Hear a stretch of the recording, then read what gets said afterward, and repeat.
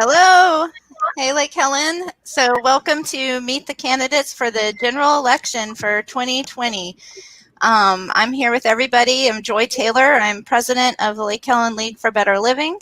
And I'd like to welcome you tonight to meet your candidates for Zone 2 and Zone 4. I also have with me tonight Heather Rutledge, and I want to introduce her to you. She is the new secretary for the Lake Helen League for Better Living and one of our officers. She is going to tell you a little bit about a new event that's going to be coming up next year. Heather, go ahead if your mic's working and let them know about this. Hey, so we are going to be using this platform to interview and connect with the youth in Lake Helen and connect them with the professionals in our town, teach them how to become a police officer or a hydrogeologist, etc. And so I look forward to working with you all in the future. Thank you so much, Heather. And so Heather is looking for emails for interested professionals who'd like to share. And you can find our email address on our website or our Facebook page. And I'll also share it after this event online. So welcome, Heather, and thank you so much. And y'all will be seeing more of her. Now we will go ahead and Jim is going to say a prayer for us. Right. Everyone, just pause for a moment in the spirit of the nature of your custom and prayer. Father God, I just reach out to you tonight to give you thanks for this ability to gather and to gather in a very unique way. And yet we still connect, and I know we still feel, and I know we still love, and it's through you that all these blessings flow. Father, I just ask that you reach out to everyone tonight to guide and share and help us bring our hearts and our minds together tonight as we talk about some of the issues that face the city of Lake Helen. Father, it's through this prayer praise I say this prayer, and amen. Amen. Amen. Thank you, Jim. All right, Bart, would you like to lead us in the Pledge of Allegiance? I can. Thank you very much.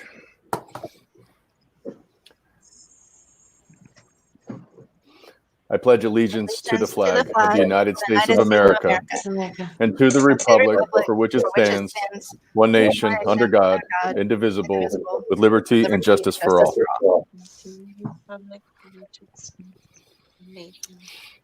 All right. Well, thank you so much. So now, Bart and Robin, you guys can take the lead here now. Hi, everybody. I'm Robin. I was one of your moderators last time. It was so much fun. Before we begin, we just want to remind everybody that the views expressed by the moderators and candidates do not reflect the views of the Lake Helen League for Better Living, but we thank them for hosting this platform for us in the forum. And we're going to have the candidates introduce themselves. Let's go ahead and start with Roxanne.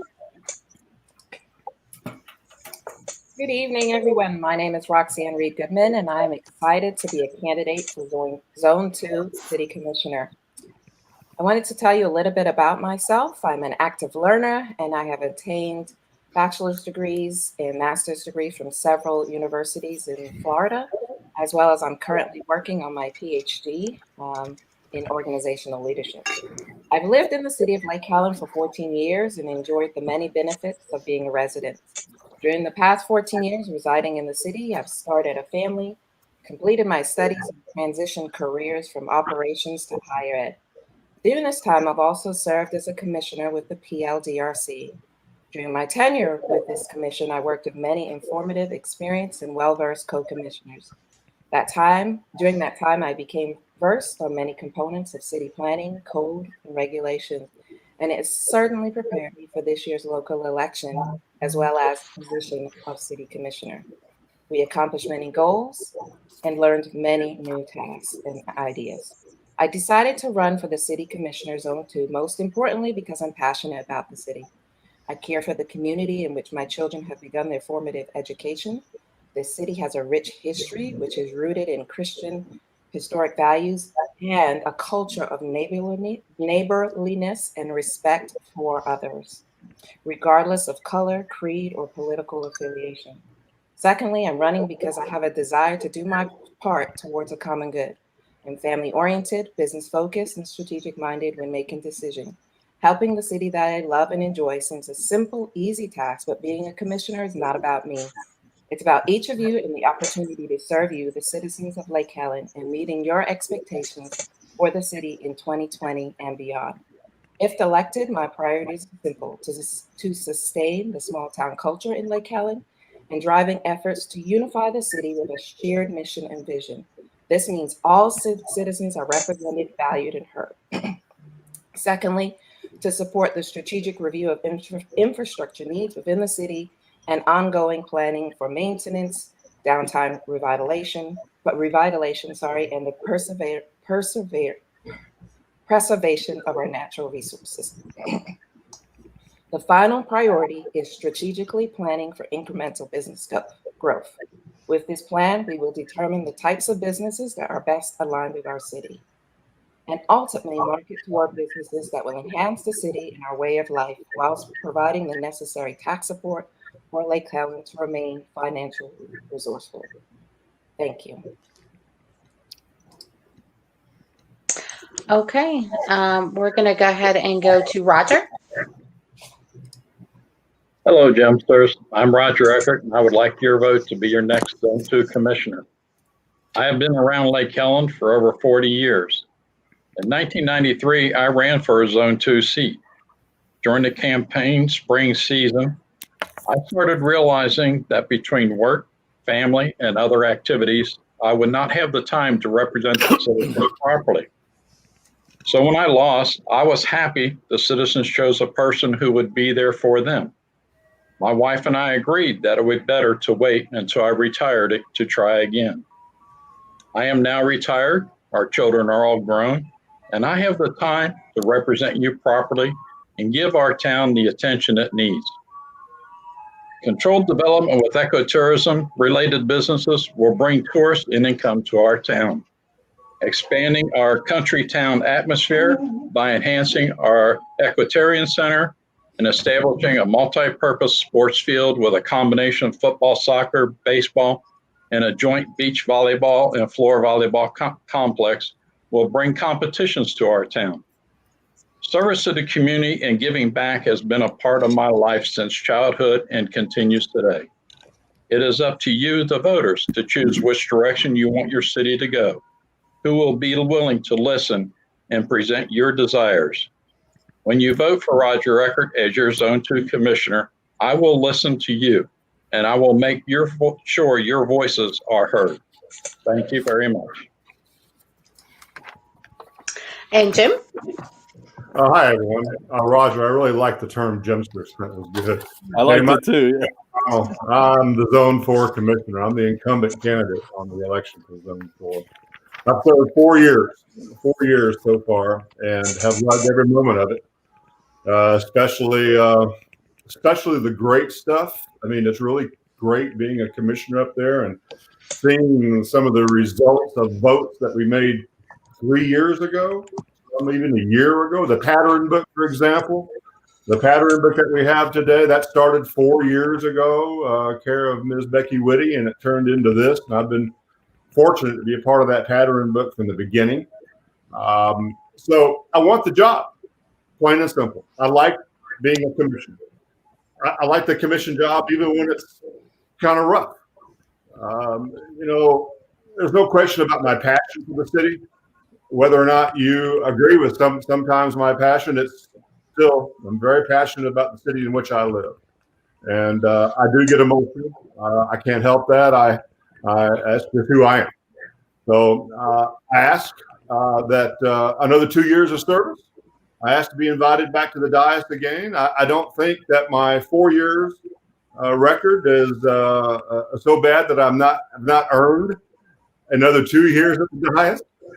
But that being said, as Roger said, it is a choice, and viva la difference between the choices. So I ask for your vote again. I will continue to serve in the same way that I've served in the past 4 years, and I serve using my value, my ethic, my character, and what I feel the vision is for the city of Lake Helen in concert with those three. And with that said, I'll turn this back over to Rob. Thank you, everybody. I wanted to thank all the candidates who chose to be here tonight. It is very difficult to, it's not an easy job to sit up here and take questions on the fly, and we appreciate your participation. We're going to start with our first question, and we're going to start with Roxanne.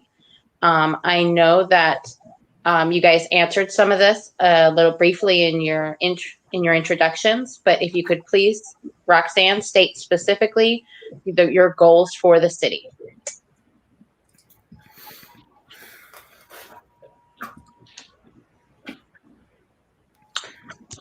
Roxanne, you're muted. Yeah. There you go. That would help. Yeah, you're good. There you go. I said it all already. Yeah, my goals are pretty simple. To bring unity to the city, so that all residents feel supported and welcomed and heard. They're receiving the communication about what's going on in the city and feel that they have a voice in decisions that are being made. Also to strategically plan for our city as there is growth around us. What does that mean and how do we respond to that? And also what does growth within our city mean?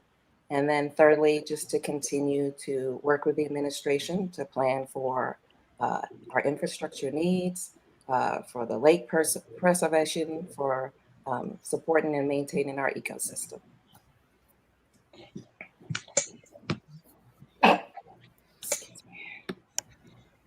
Okay, I'm going to pass it over to Bart. Oh, no, wait, we're going to the next candidate. We're going to let everybody else answer that too. Let's go to Roger. Well, my goals that I would like to see done is the continued improvement of our infrastructure, the water system, the roads, the sidewalks, to provide that safety for the citizens to be able to get out and walk around town without having to worry about being run over by a vehicle. The expansion and improvement of all of our parks, the ecotourism industry, trying to bring some of that in by using the expansions of our parks, and to enhance a better living style for the residents of Lake Helen. There's been a lot of requests for different activities to be started. And I feel that with the number of businesses we have in Lake Helen, that they could provide some trade school activities. We can expand the parks and provide sports venues that would attract more people here. And I just feel we need to attract the citizens that are willing to come in and enjoy what we have to offer them and provide income for what businesses we have in Lake Helen, and to expand some of those businesses and attract more businesses to Lake Helen. Thank you, Roger, and Roxanne. I didn't thank her. Jim? Yeah, thank you, Robin. As the incumbent candidate, a lot of my positions are going to be based upon, well, positions and views associated with the commission. So one of my goals is to continue the work and the momentum of the commission. The city is really in a good spot. We've got a lot of demand out there. I mean, we're noticed. The city, the administration of the city, it's well done. There's hardly any. Well, there's always room for improvement. Let me take this back, but there's hardly any effort to really turn the management or turn the system around, because it's working. And that's why I want to continue the work and the momentum of the commission. Part of that momentum is our border. There's a lot of developmental pressure ongoing right now, just to the north of us, a little bit to the west of us, there in Orange Camp, a little bit further over in Deltona. We are, as the mayor has said, we are an island in the midst of all this urban sprawl, and we're going to have to protect that. Because of our success, there's a lot more folks noticing Lake Helen. And this is the reason why we have to be conscious and careful and planning how these annexations, voluntary annexations, may work. Thirdly, our charter. Our charter is outdated. Our charter is a charter that the City of Lake Helen's never had a chance to vote on, or input for that matter. A couple of times that we've had some charter reviews and charter amendments, but the charter fundamentally is outdated. The charter fundamentally is in conflict with state statute. Please, I'm not suggesting that we have a change in government. I'm not suggesting that we go to term limits. I'm not suggesting that we change our terms of our service. But I would really like to see the charter get current and not in conflict with existing state statute. Robin? Thank you, Jim. Okay, I'm going to turn it over to Bart for the next question. Thanks, everybody, for their first round. Next question, and I'm going to start with Jim on this one. Jim, with Ivy Hahn thriving, do you feel the traffic issues raised by residents are valid and are an issue Lake Helen must continue to work on? Absolutely. This is quite a bit of consternation up there on the south end of, and the residents are absolutely valid. There's no doubt that we've got traffic issues surrounding the in and the out of Ivy Hahn. At the same time, we have to recognize that the COVID protocols that Ivy Hahn's instituted for the safety of their students, their faculty, and their students' families are a protocol they have to do and they feel they have. And I respect that. At the same time, I respect our citizens' complaints about the nature of it. And we've been somewhat successful. Chief Walker, along with Commissioner Basso and some other residents out there, have met with Ivy Hahn repeatedly and come up with a different traffic pattern. It's not the solution. It's a little bit better solution than what it was. Mm-hmm. But again, it's a combination of the traffic and the COVID protocols. Bart? Gotcha. Well, thank you, Jim. And Roxanne, can you answer that question as well? Or would you like me to read it again? No, I remember. Okay. Yeah, the concerns are definitely valid if it's impacting our citizens' way of life or the time that it's taking them to do the things that they are normally able to do when school is not in session, then it's definitely valid. I do agree with Jim that Chief Walker and Commissioner Basso have done a good job of coming up with an alternate, I want to call it temporary solution, but it is something that we need to continue to work on so that the impact is less. There's less harm or less impact to our citizens. So yes. Okay. Thank you. And Roger, how do you feel? I feel the citizens' complaints were valid. And like Jim said, Chief Walker and Commissioner Basso have been out there with the school people, and they came up with a solution that works for now. But following up the concerns of the citizens and trying to create a system that's going to be better. All the schools in the area, even Orange City, Deltona, even Volusia Pines, they all have traffic issues during school time when they're coming and going. They all have different aspects of handling it. Some of them have moved to one-way streets around the schools, like they're doing right now, to see how that works out over here at Ivy Hahn. The issues of traffic around the schools are always going to be a problem. It's something that we have attempted to lessen and is being continually worked on. And I promote the efforts of the school and Chief Walker to continue those efforts to improve it. All right. Well, I appreciate that. We have a follow-up question with this one. I'm going to have Robin give to you all.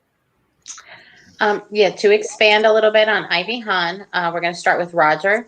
How do you feel about Ivy Hahn and Lake Helen's current relationship?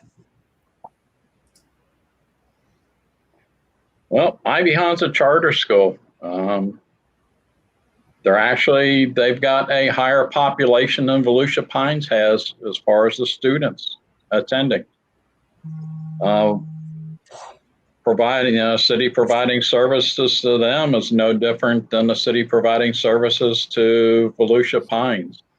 They should not be providing more service than what they are for Volusia Pines, but a comparable amount is justified.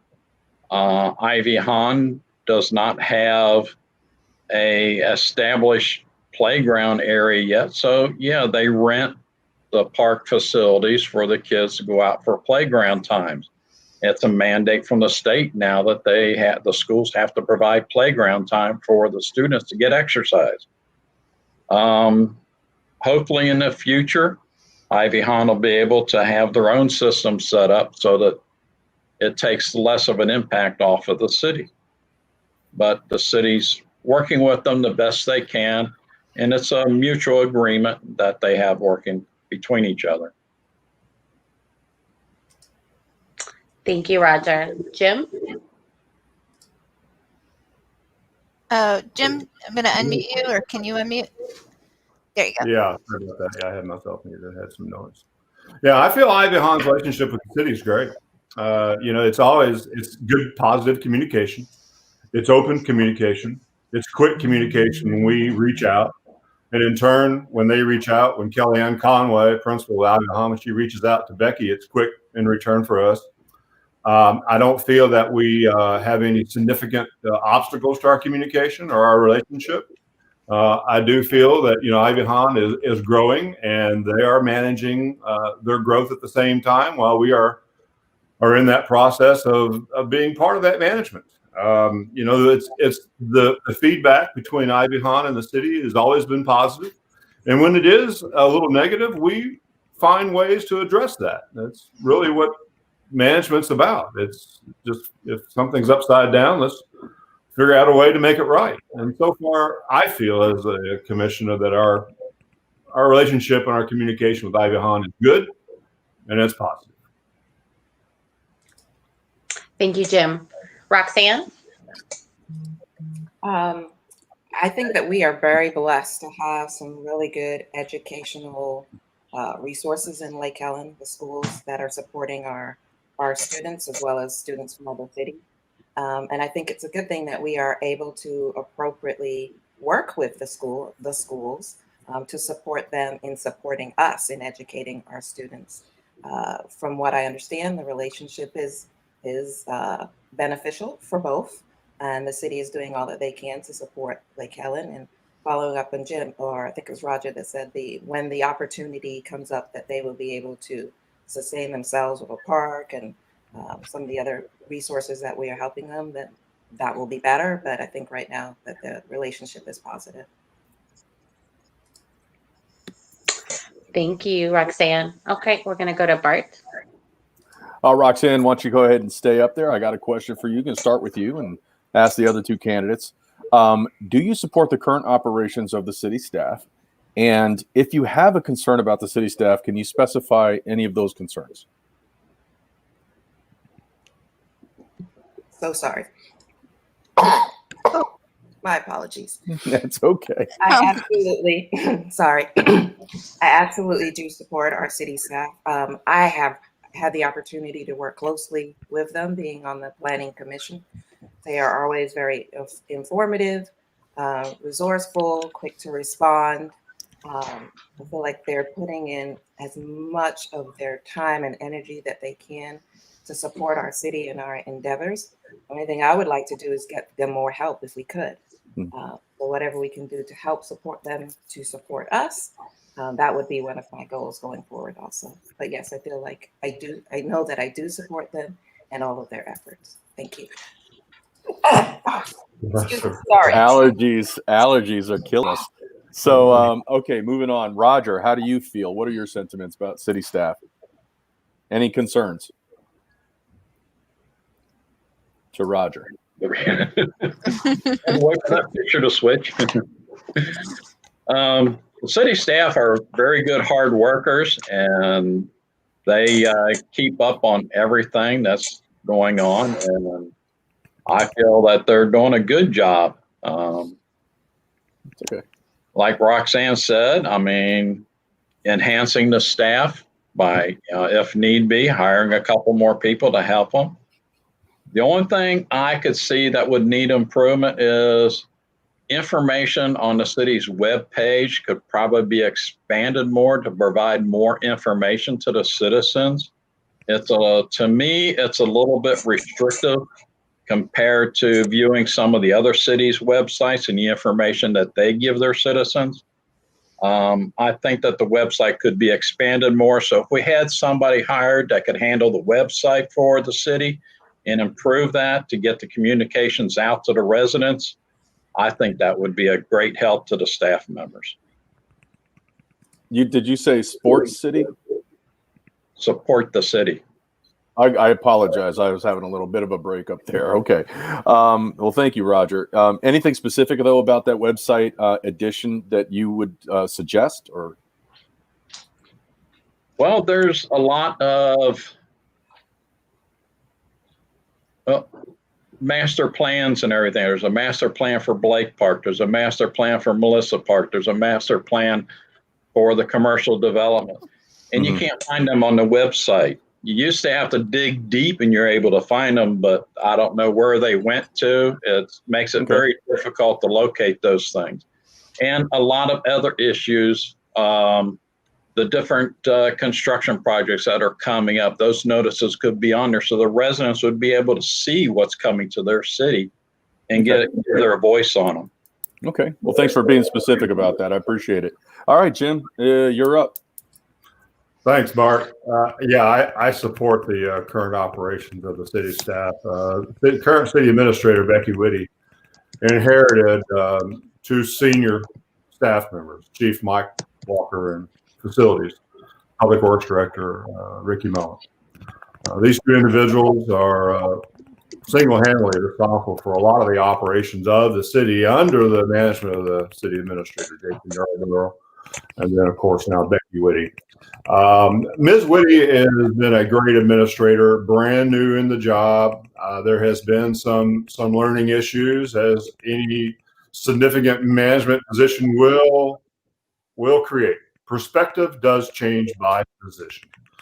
So when a position comes that's a critical position, there's going to be some growing pains, and there's also going to be a change in approach. And so far, the change in approaches, for me, I've only served with two administrators, Jason Yarborough and Becky Whitty. For me, there is such a difference between Becky Whitty and Jason Yarborough. I could be here for another hour and tell you the differences between the two. I'm very, very proud to be associated with Ms. Whitty. I'm very proud to be associated with the staff. This staff does so much here at Lake Helen.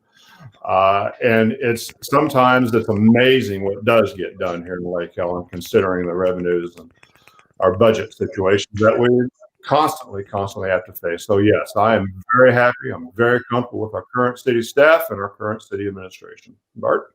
Thank you very much, Jim. I appreciate it. You all answered that question very fluently. So Robin, next question.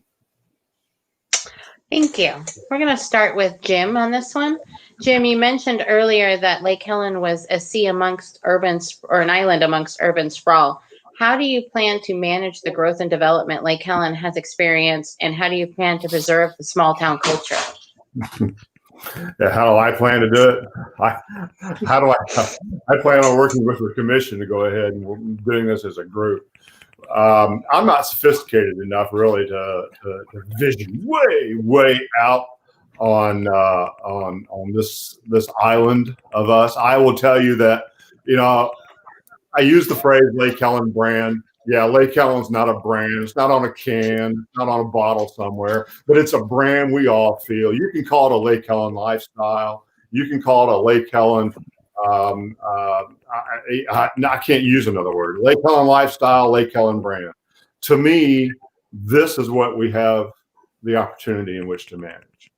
And right now, we're in a good spot in getting this managed. Our land development regulations are in place and codified. We have a pattern book that gives our prospective homeowner, builder, millions of choices in which to build that home. We have a comprehensive land use plan that's been accepted by the state of Florida. Finally, we have a lot of stuff that's going on that's working right now.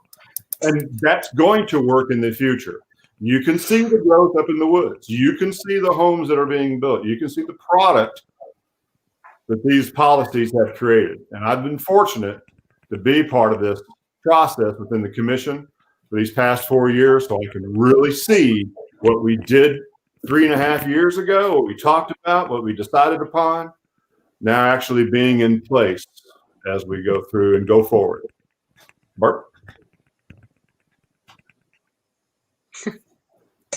Robin. Sorry. It's okay. Okay, I'll take it. Thank you, That's Jim. okay. Going to Robin. Roxanne? I would agree that it's a whole group effort. It's not just one commission or the commission board.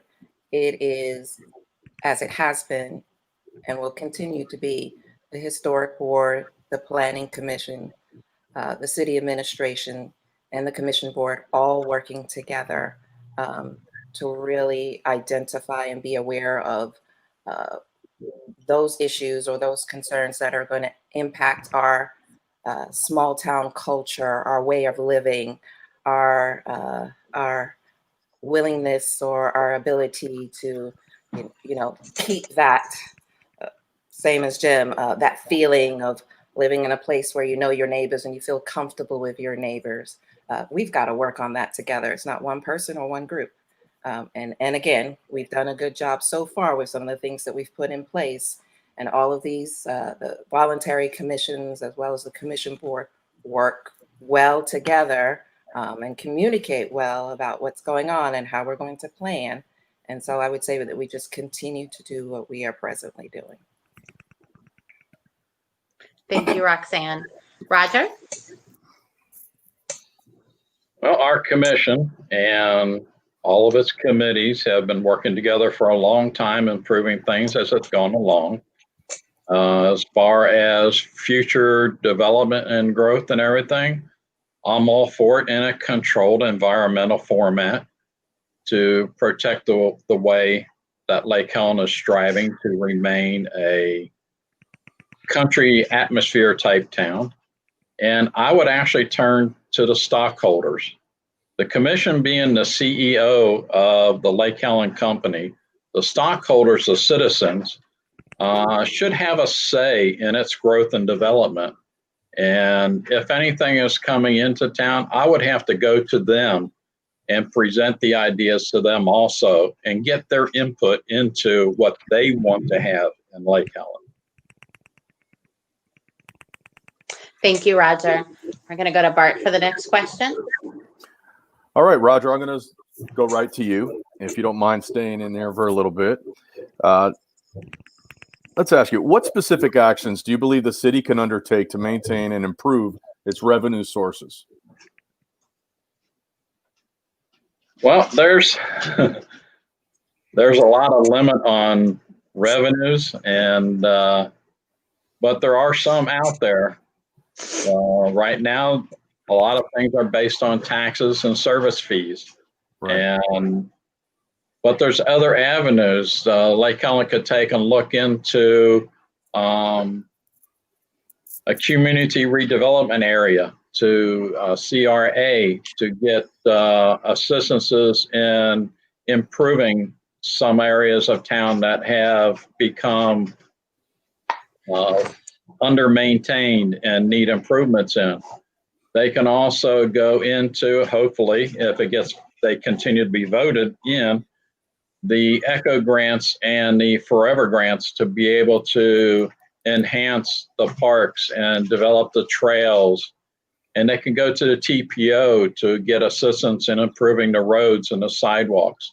So there are a lot of avenues out there, and the city is doing everything it can possibly do at the time to be able to provide those incomes to be able to get everything done. Mm-hmm. Okay. Thank you very much. I appreciate that. And Jim, how do you feel? Again, what specific actions do you believe the city can undertake to maintain or improve its revenue sources? Yeah, the first year commissioner, I was coming into this with a private accounting background, going into public accounting and governmental accounting, looking for revenues. And doing more with less, being more efficient. Yeah, well, it's two totally different worlds between the private accounting principles and the public accounting principles. Now, after 4 years, we're ad valorem. All revenues are tied to the increase in property values here in the city of Lake Helen. Fees, of course, do add. There are some other revenues that come into play as well too, but for the most part, our budget is based on the ad valorem receipts. So you end up being a casualty, so to speak, of the economy, or you end up being a success as a result of the economy. And how that affects our land values. So, we've proven that Lake Helen can do more with less. We've lowered the ad valorem again this year, and we think we're going to be doing just fine in lowering that. Next year, for fiscal year 21-22, COVID, the pandemic, is going to certainly affect some of our future forecasting on those revenues. But right now, especially with our enterprise financial software, this Tyler software, this gives us a really great financial management tool in which to start looking at trends now on the same financial platform. And that's really, really going to help us manage our dollars better, also provide us opportunities and looking for creative sources of revenue within the existing budget already. Something I'm told is called unused reserve, something like that, some term like that. So, is this a new software platform we're going to be using citywide, or Tyler? Yeah, it's a financial software that we've had on board. It'll be, by the time the budget cycle comes to pass in October, November of this year, it'll be almost 3 years we've had the software in play. Okay. So no longer the Excel spreadsheets, no longer pivot tables, no longer pie charts and trying to make one page go to the other. We're actually going to be able to see trends in our budgets and our budget lines year to year, then month to month as well too. Plus, it's a real-time platform. Anybody can get on board and get into the finances of the city. Well, thanks for explaining that to us. I wasn't unaware. I'm sure a lot of people were unaware as well. So, okay, Roxanne, to you, same question. I can repeat it if you like. I'm good. I believe there are two things that we can do, and one is to continue to plan and focus on our downtown revitalization. We have a grant that city administration has begun to work on, where we will be looking at what does it look like having a revitalized downtown? What kind of businesses do we want to market to? What will we bring to our city? And then in conjunction with that, to continue with the preservation of our natural resources, so that others would want to come to our city, see our lakes, play in our parks, work on our trails, and then hopefully once downtown is complete, they'll shop in our downtown and bring revenue by supporting those industries or businesses that come to the downtown. My apologies. Thank you. It's okay. Thank you very much, Roxanne. Robin, it's up to you now. Okay. Roxanne, we're going to stay with you on this one. Did Roger answer your question? No, he didn't. Okay, listen, my apologies. Roger, I would like you to answer that question also. That would be very, I apologize. I thought I started off with this question. Okay, well, Roger did start off with the question. So I'm going to point my finger at. Sorry, guys. Yeah, thanks a lot. Just making sure everybody's paying attention. Okay, good. Check. Okay, Robin, to you. We're going to start with Roxanne. Yes. If you personally disagreed with a decision made on the dais, how would you handle that? Have a conversation with the person that was making the decision or the persons, and seek to understand why was that decision made? How did they come to determine that that was the right process or right decision to make? And then do my own research, follow up. And I think having a healthy debate is a good thing. And we're not always going to agree. That's absolutely not going to happen. But remember that our goal is to support the city. And so while the decision, I might not agree with the decision, if it is supporting the larger good or the larger group of individuals within the city, then ultimately I'm going to go with the majority because that's why we're there. Thank you, Roxanne. Okay, we're going to go with Roger. Well, the commission is up there and acts as one, even though there are 5 members, including the mayor, who handle the decision-making process. They debate it up there and they make the decision, and the majority is who rules.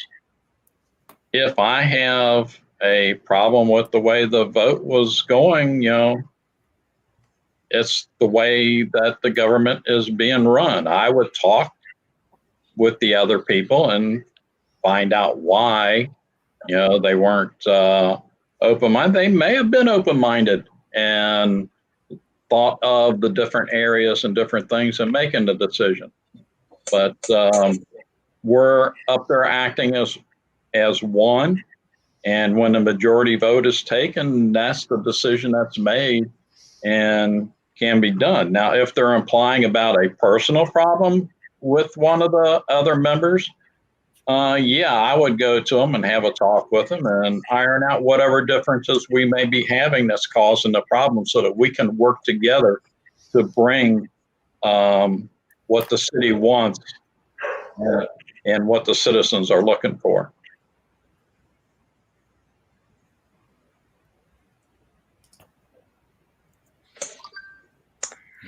Thank you, Roger. Okay, we're going to go ahead and go to Jim.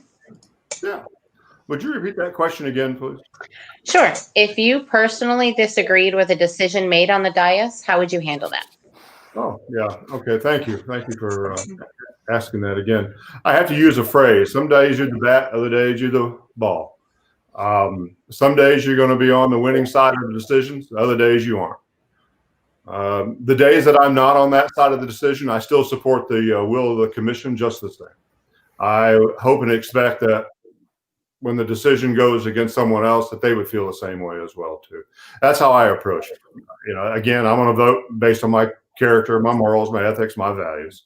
If they're in conflict with another commission member, I respect that.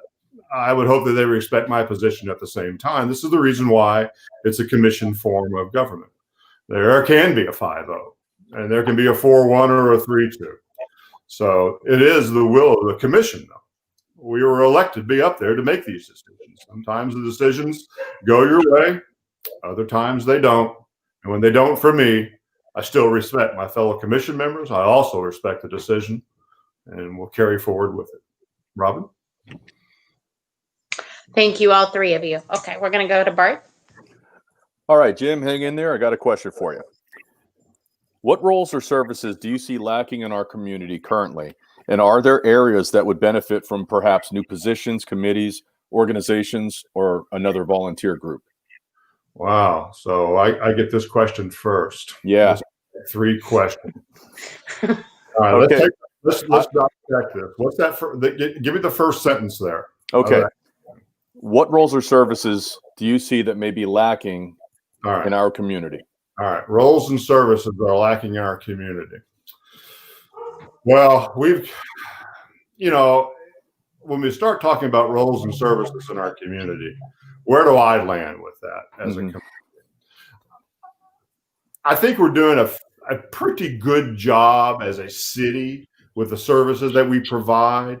Now, some of the third-party services that we don't have in this city of ours, maybe something like a downtown development district committee. We tried the Chamber of Commerce route, and we tried the mobile chamber then the business development group that met for a while. If anything, a cohesive economic development. Now we're making roads. We're part of the Volusia County Economic Development Group. That's not the exact name for it, but that's the name I recall. And we've never really taken advantage of that. Mayor Raisler brought that up in the most recent commission meeting. We're paying into this committee, but we've not really taken advantage of it. We are going to take advantage of that now. I thought that was a great idea, not idea, but a great point that she made there. So that's one area. Some of the my economic development and cohesiveness and bringing all this great Lake Helen brand together. I think that's something the city can do a better job at. What's the second part of this question now? Are there areas that would benefit from new positions, committees, organizations, or volunteers? And you might be able to elaborate on some of the current volunteer groups that are currently working within Lake Helen. But are there areas that would benefit from more of these committees, organizations, or volunteers? Well, I guess the story is, yeah, there always is that opportunity to make a difference. And incredibly, you know, we're an individual is blessed if they know they've made a difference. And some of that difference is through volunteering. And a lot of this stuff is grassroots volunteering that happens in our city as well, too. There's no question the city is going to benefit from a volunteer's role.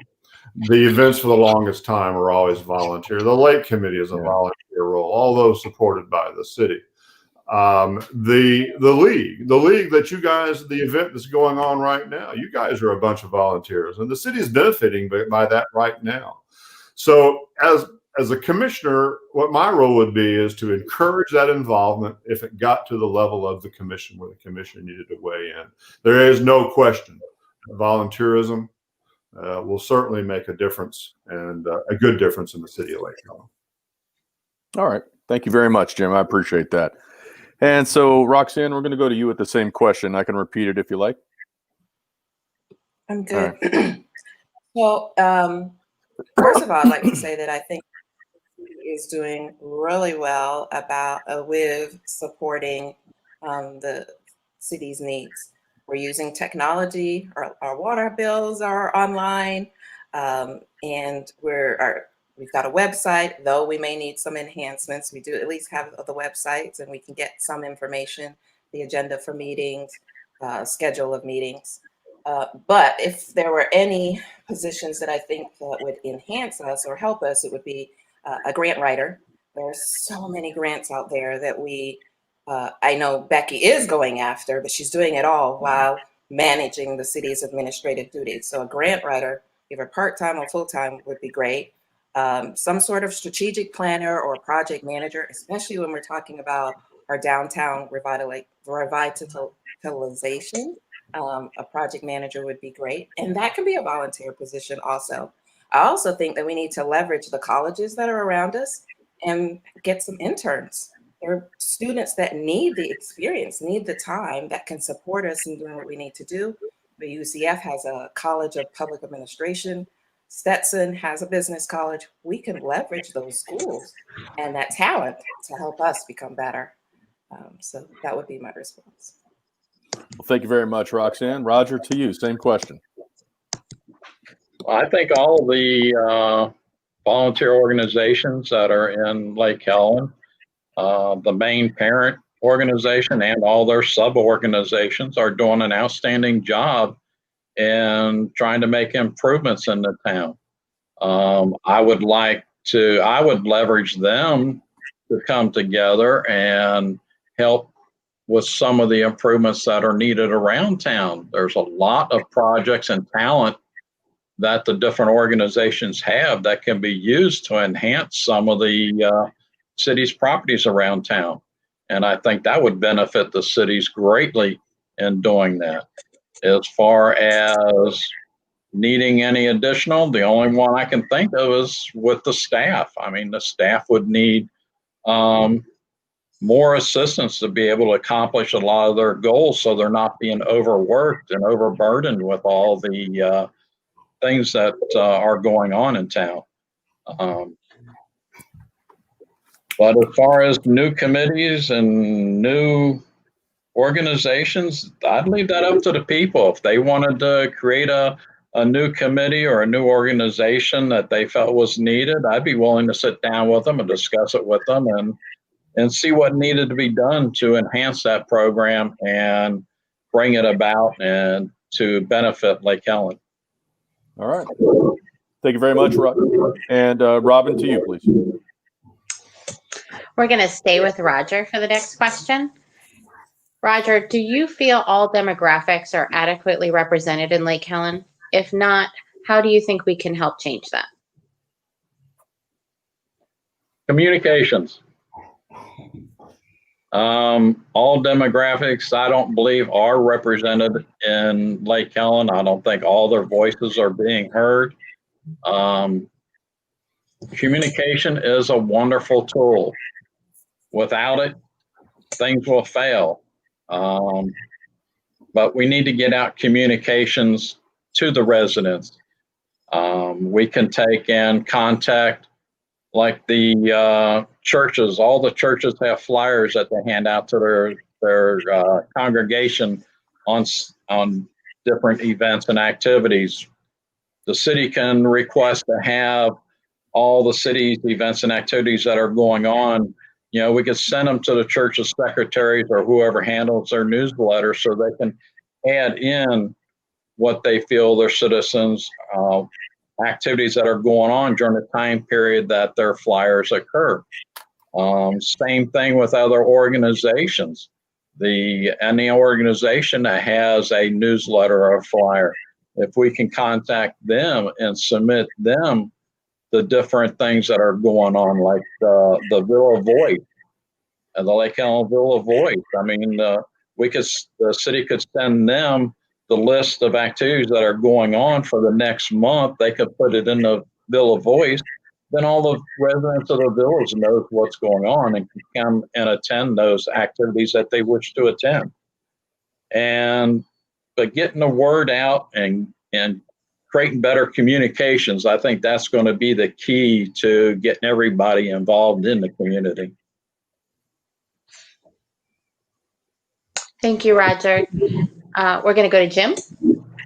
Would you ask that question one more time? I want to make sure I got Absolutely.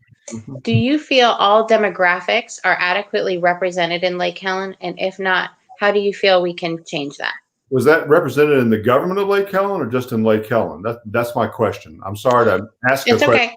question. The question is represented in Lake Helen, not necessarily in government, but I think Lake Helen is overall. Lake Helen as a whole.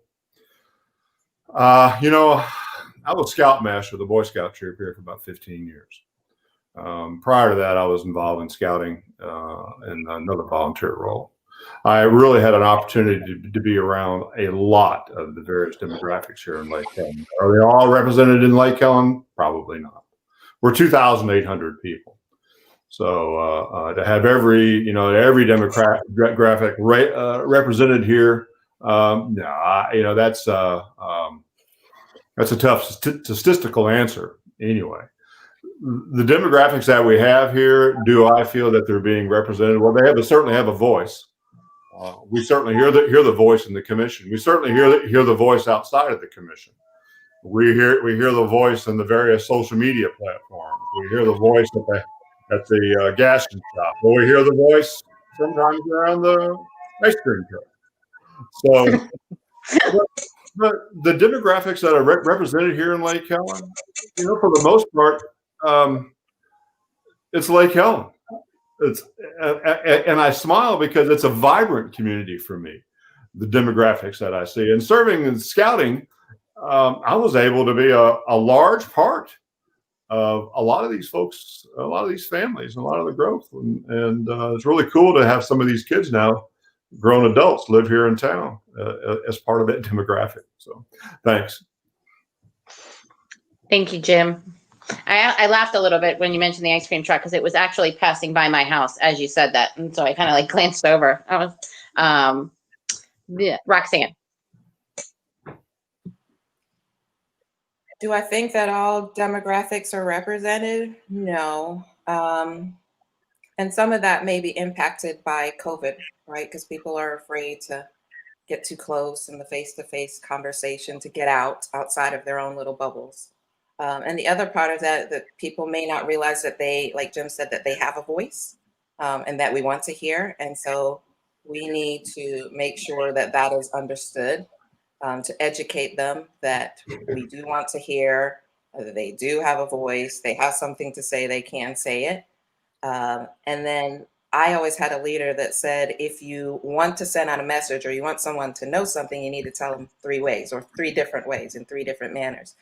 So we can't just rely on the city building board. We can't just rely on Facebook because a lot of people don't use Facebook. They don't even know the technology.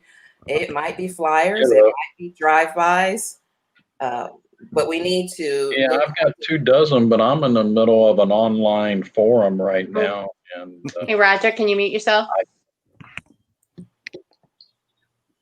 There we go. Okay. Sorry. So I would just wrap it up this by saying that we need to look at our different manners or forms of communication to make sure that we are reaching as many people as possible, and also sending the message out that your voice, we want to hear from you, we want your opinion, and that your voice does matter. Thank you so much, all three of you. I'm going to change it over to Bart for the next question. All right, Roxanne, stick around. My question to you is this. Please state your opinion on maintaining the existing structure of Lake Helen Police Department versus contracting the Volusia County Sheriff's Department for law enforcement duties within the city. Again, state your opinion on maintaining existing structure of Lake Helen Police Department versus the Volusia County Sheriff Department. I have no issues with our existing police department and its current structure. I have never had a problem, or I personally have not heard of any issues of someone calling and not getting a response. I see they are visible, not only in monitoring and securing the homes and the families that live here, but they're visible at events. They're part of the family. They're part of the core of what the city is. And I am a supporter of the police department and the police chief and the work that he's doing. Thank you very much. I appreciate that. And Roger, same question. Oh, when I moved to Florida, a lot of the small towns had constables that were the law enforcement agency for the community. One thing that's nice about Lake Helen is when Volusia County expanded and started absorbing all those constables and providing the services in those communities, Lake Helen maintained theirs. And they have grown and learned from everything that has occurred in Lake Helen. And I have heard of no problems, and I have no issues with its current structure. And as far as whether to have them over the sheriff's department, that would be up to the citizens. The citizens are the stakeholders in this. If they want to get rid of the police department, as a commission, we'll have to do what the citizens want. But I see no problems with the police department, and I'm glad they're here. They're a fast resource, and they are there for everybody to call if they need it or even if they have a question. Gotcha. Thank you very much, Roger. Guys, thanks for answering that question. And Robin, to you. Next one. Jim is going to answer it. Oh, or Jim can answer that question. That's fine. Thanks. I'm going to be like the other two candidates. I've been given no reason to consider moving our law enforcement function to the county of Volusia. 100% satisfied. 100% satisfied going forward. I echo the other two candidates' opinions. Thank you very much, Jim. Appreciate that. Okay, now Robin, to you, please. Okay, and we're going to start with Jim. Are there more opportunities for collaboration or partnerships with our neighboring communities, meaning DeLand, Orange City, and Deltona? And how might we benefit, or how could we contribute? Oh gosh, of course there's tons of communication and collaboration and partnership efforts. All we have to do is reach out. That's a function of the mayor and the city administrator. It was about a year and a half ago. I reached out to the commission with this Hometown Heroes program here because of what DeLand did. So, and instead of trying to figure that out on our own, the city administrator and I requested a meeting with the city of DeLand, city manager, and then their events coordinator. And so that's how we educated ourselves on what the Hometown Heroes, Hometown Banner program was by care of DeLand, because we reached out. So absolutely. And as this area grows around us, it's really going to be incumbent upon us to reach out to our neighbors, not the other way around. They really don't have to. I mean, Deland's a juggernaut right now. There's no question about that. Deltona's making moves. They're making moves to a larger city center just down the road from us there on Providence. That was just recently announced. The Amazon complex is certainly going to present more pressures to the south of us. So it's going to be incumbent upon us to reach out to these other communities and to make these collaborative efforts. But to answer the question succinctly, yes, there is tons of opportunity for that. Thank you, Jim. We're going to go to Roxanne. Oh, I agree with Jim, definitely. We can always learn something new or a different way to accomplish a task that we want to accomplish.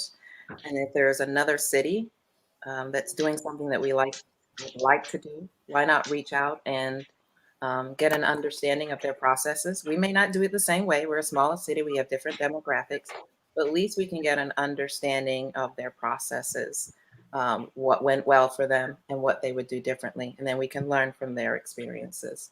So absolutely. Thank you. Roger? I agree with both the other candidates. Lake Helen has always had a working relationship with its neighboring cities. Deltona has an advantage being the largest city in Volusia County and having grown so fast since the early 60s into what it is now. They have some services that Lake Helen could work with them on using, and just like D-Land with the cooperative efforts that we have with D-Land, there's a lot of different things. Some of the other ones, like Orange City, theirs would be more of a mentorship because they grew up from a small town into a bustling city, and they could probably offer some good advice on assisting us with our development and controlling it so it doesn't get blown out of proportion. But yes, there is always a cooperative enterprise between all the cities in Volusia County to be able to make sure that the cities remain viable and handle what they need for their citizens. Thank you, Roger. Thank you, all three of you. I'm going to go to Bart. Okay. Hey, Raj, stay in there. Again, just a good question to start with you on. And we asked this the last time, but it seems to be popping up with other citizens. They like this question. So we're going to have everybody answer it again. Please state your opinion about opening a discussion with the city of DeLand for fire and ambulance services coverage in the city. Let me repeat because I stuttered. Please state your opinion about opening a discussion with the city of DeLand for fire and ambulance service coverage for the city. Well, our fire services that we have for our city are contracted. So like any other contract, if somebody offers something better at either a lower price or comparable price to what we're currently paying, it is a good thing for us. So going to the city of DeLand and asking them, what they could bring to us compared to what Volusia County is currently having is an outstanding effort. And I would recommend that be looked into. It is something that is constantly going on. There's always contracts that are being negotiated and worked on every year in the city of Lake Helen. And that is just one of the important ones that brings some safety and security to our citizens. If I can elaborate on this with you, Roger, real quick, because you would be so knowledgeable in this area, but you speak about a contract. Obviously, there's a fiscal concern, but what about response time? And again, I'm sure I represent some other ignorant souls in this town. We have a fire department down the street on Main Street. If we were to contract with another city, does that mean we'd have a longer response time, or how does it apply to the current firehouse down on Main Street? That would be up to the contract. What happens to a lot of places, because of the taxes that we paid into the fire services, in actuality, we have paid for that fire station, and we have paid for at least one fire truck to remain in the city. And that would be part of the contract, either the exiting contract with Volusia County and enhancing with the new contract with whoever we contract with to provide the fire services. So that's all dealing and negotiating and contracting with the various organizations that would provide the service. Okay. Thanks, Roger. I really appreciate that. And probably the other candidates do as well. So I'm going to go to Jim on that one. And Jim, of course, you've been around so long, I'm sure you know the answers to that. But what are your opinions to dealing and discussion with the city of DeLand for fire and ambulance services for the city? Well, until I'm proven that financially it's going to make sense to us, I'm very happy in the current relationship that we've negotiated. We have 2 more years of the fire service contract. So we have 2 more years in which to demonstrate that it'll be fiduciarily responsible. It'll be responsible to the citizens of Lake Helen to go ahead and contract our fire service and our emergency services to another third party. For right now, I'm not convinced. But again, that's my job to have an open mind. And if it can be proven that financially this is going to be beneficial for the city, not now, not 2 years now because of our fire service contract, but 4, 5, 6 years from now, I have an open mind to that. There's no question about it. What happens 3 years from now? It's hard to say.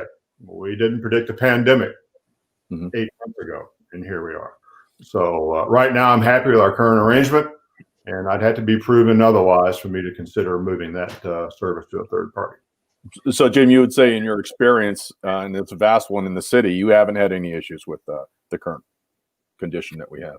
Well, I wasn't part of that commission that made those decisions back then to get our millage up to 9.8.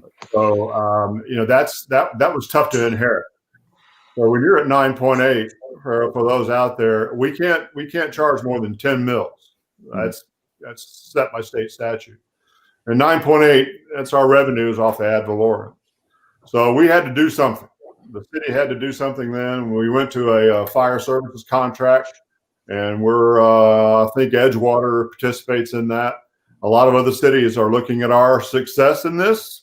Some don't call it success. We traded money when we lowered the mills and created the fire services fee. It was just trading money. You're either going to pay for it on this pot or you're going to pay for it on this pot. And both pots are going to have more demand for more water or more money as going forward. So right now I'm happy. That doesn't mean to say another 2 years from now, I may not be as happy. Gotcha. All right, Jim, thank you. And Roxanne, I'm going to throw the same question at you. Discussion for the city of DeLand. Okay, state your opinion about opening discussion with the city of DeLand for fire and ambulance services for the city. I'm definitely not opposed to looking at what services they can provide if they're comparable services and the cost is financially beneficial. We're not paying more, or if we can get more benefits for less, then that's something that I would definitely think would be smart to look into. But I would also say that I would lean on my experts that have a better understanding of fire services while I'm learning and seeking to understand. But I would lean on them to help drive that decision if it was something that came up. Thank you, Roxanne. All right, everyone, I appreciate that. Robin, to you. Okay. We're going to start with Roxanne. What piece of advice would you give someone moving to Lake Helen for the first time, or at least moving to Lake Helen? Get to know your neighbors, understand the city structure, what it means to live in the city of Lake Helen. At least try to have a basic understanding of our city government and how that's organized. And really take time to get around the city, see the lakes, enjoy our parks, go to the equestrian center. And there's lots of events. Get on our website or Facebook and understand what you can do other than just living in the city. You can be a part of the city. One of the great things of Lake Helen. We have so many opportunities to say, I'm not just living here. I'm a resident. I'm a citizen of Lake Helen. That would be my advice. Thank you so much. We're going to go to Roger. Well, for a new resident coming into Lake Helen, I think the city could probably put together a welcome to Lake Helen package that would have contact information, what services the city has available to them, what committees are in Lake Helen, what organizations are available for them to participate in and become a part of the city with. The different activities that go on around the city or when they go on, just something that would give the citizens more information about the community and what they can participate in and enjoy in our environment. Thank you. Thank you, Roger. Okay, we're going to go to Jim. Yeah, thanks, Robin. I had a chance to write a few things down. Walking, go for a walk. Go to Papa's, have some lunch. Go to the museum at City Hall. While you're in the museum at City Hall, see if you can't stop in and say hello to the city staff if they're in. Go to the police department. Say hello to the police department. Go to the parks. Walk around the parks, all of them. Borrow a canoe. Get out on the lake. Make yourself around. Talk.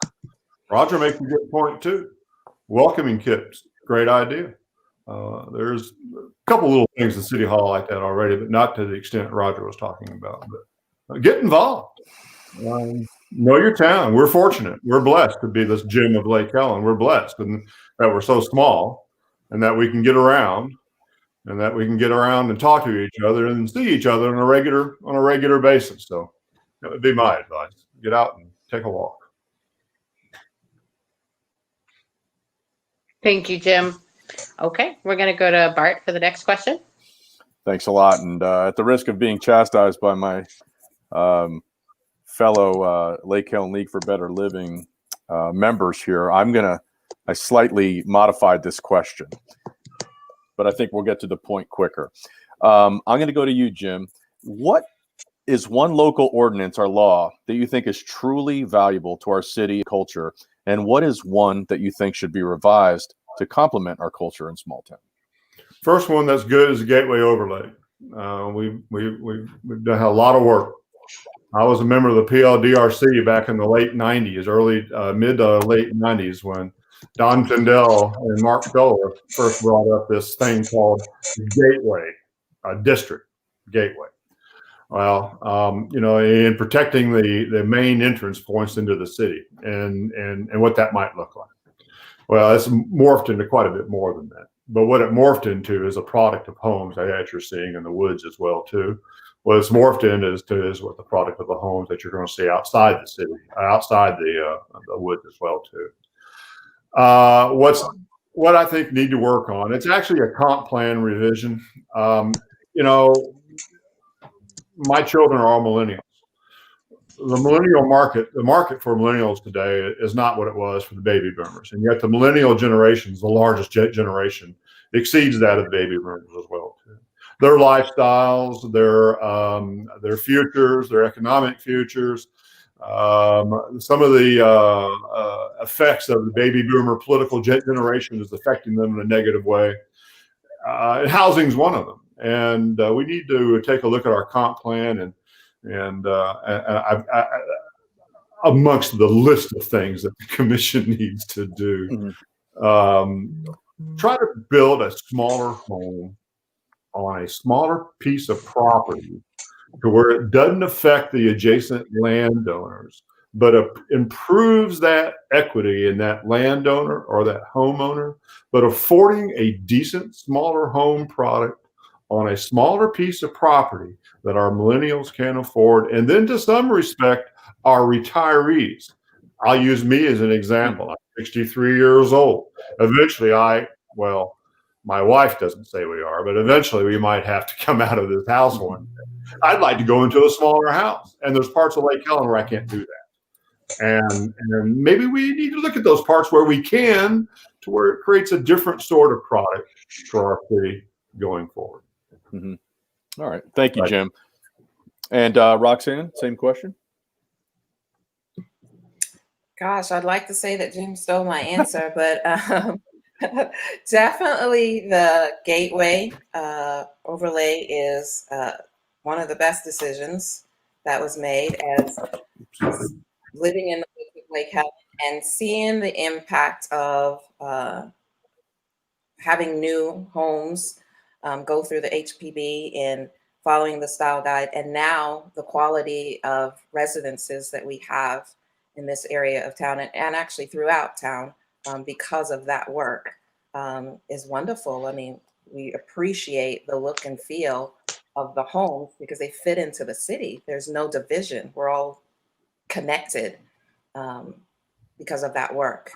And then also, yeah, I would like to see that we are able to market to young families starting out who want to be here, either because they grew up here and they're coming back, or they just drove through like I did many years ago, but don't want the big home right now, just the starter home. That we can provide them that opportunity, because we also want to see the city continue. So when there's new life, new younger people, that's growth. That means that hopefully if they like it, they continue to stay here. They might build a bigger home later on, have children or have more children and grow with the city. So we want to attract that younger demographic, that new family also. Gotcha. Thank you, Roxanne. I appreciate it. And it appears, Roger, you have the same question. I have to agree with the other two. The gateway plan is probably one of the best things that the city came up with to enhance the town and what the people will first see when they come into town. It is a great asset to the city. And I agree with Jim on the comp plan. The tiny home is becoming a big issue for a lot of communities in Florida. And a lot of areas are looking at developing tiny home communities. So if our comp plan can be adjusted and an area in it be set aside for newly formed families that are moving into the area and they want to have a tiny home built as a starter home, I think it's a great idea, and it's something that the city should take a look at just like everybody else is. Appreciate that, Raj. Okay, back to you, Robin. Okay, this next question is going to go to Roger first, and let me know if you need me to repeat it. Most economically successful small cities have some type of advantage created by either location, nature, or business environment. What do you see as Lake Helen's advantage, and how do you think we can promote that advantage to our benefit? I think Lake Helen's best advantage is its citizens. But that's not what the people want the answer for. We have a lot of activities that occur in Lake Helen, and expanding those different venues to enhance a bigger audience would be something that Lake Helen could really strive for. The Equestrian Center over there, expanding it to where they can have bigger and larger events. They also have the arena at the fairgrounds. And so having venues here in Lake Helen that enhances those would be a great asset to Lake Helen. We also have the volleyball organization out there, and they have competitions. And to be able to have a multi-purpose field with a couple volleyball courts out there in a stadium style setup would be a great advantage to having the competitions and the people coming into town to watch the competitions. There is just so much out there that is available for Lake Helen to expand on to bring the citizens into Lake Helen to enjoy the activities. And I would be very welcome to looking into those and trying to enhance those as much as possible. Thank you, Roger. We're going to go to Jim. Yeah. Actually, Betty O hit on this in the villas on Thursday evening. We're a horse-friendly town. You can have a horse anywhere in Lake Helen, anywhere, along with the equestrian center, with the improvements to Melissa Park, right on a trail, an old 3/4 rail trail that used to go out to Smyrna. It's going to be a cross-county trail eventually. I made some other notes here. The island of Old Florida, in the midst of all this urban sprawl. Lake Helen's making moves to ecotourism in Lake Helen's way. It's also a double-edged sword. We do have a small town charm. There's no question. We all enjoy it. It's what I call, again, the Lake Helen brand. And at the same time, you want to protect that too. We want to capitalize on our advantages. At the same time, we need to moderate and manage some of the growth that would happen as promoting those advantages. I mean, I believe we're well placed for a pretty solid ecotourism economy here. It's that, again, is a long-term goal.